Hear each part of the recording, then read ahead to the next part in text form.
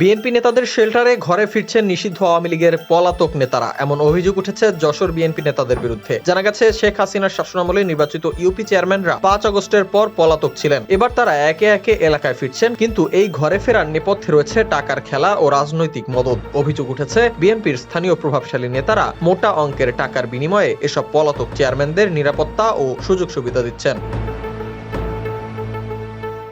বিশেষ করে মনিরামপুর, চৌগাছা, কেশবপুর ও অভয়নগর এলাকায় এমন সৌজন্য সহযোগিতার খবর বেশি মিলছে। স্থানীয় সূত্র জানায়, শুধু এক চেয়ারম্যানকে এলাকায় ফেরাতে একজন বিএনপি নেতাকে 40 লাখ টাকার অফার দেওয়া হয়েছিল। কেউ কেউ সেই প্রস্তাব ফিরিয়ে দিলেও অনেকে রাজি হয়েছেন বলেও অভিযোগ রয়েছে। মনিরামপুরে গা ঢাকা দেয়ায় 4 চেয়ারম্যান আলমগীর হোসেন, আব্দুর রাজ্জাক, আলমগীর কবির লিটন ও আব্দুল আলিম জিন্না এরই মধ্যে এলাকায় ফিরেছেন। তাদের ফেরাতে বিএনপির সাধারণ সম্পাদক আসাদুজ্জামান মিন্টু ও যুগ্ম সম্পাদক নিস্তার ফারুক কলকাঠি নেড়েছেন বলে গুঞ্জন শোনা যাচ্ছে। এই অভিযোগের পর নিস্তার ফারুককে দল থেকে বহিষ্কার করা হয়েছে।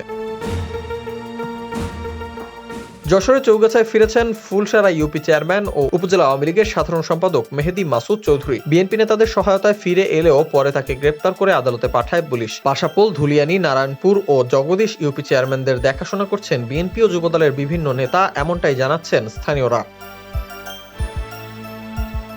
কেশবপুরে 11 ইউনিয়নের মধ্যে 8টি ইউপি চেয়ারম্যান 5 আগস্টের পর পালিয়ে যান। তাদের মধ্যে মঙ্গলকোট ইউপি আব্দুল কাদের, সুফিয়াকাঠির মঞ্জুর রহমান মঞ্জু এলাকায় ফিরেছেন। উপজেলা ও পৌর বিএনপির একাধিক নেতা মোটা অঙ্কের টাকার বিনিময়ে এদের পুনর্বাসন করছেন বলে অভিযোগ রয়েছে। অভয়নগরে চলিশিয়া ইউপি চেয়ারম্যান সানা আব্দুল মান্নানও পালিয়েছিলেন। সম্প্রতি 2 দলের স্থানীয় নেতার সহায়তায় ফিরে এসেছেন তিনি।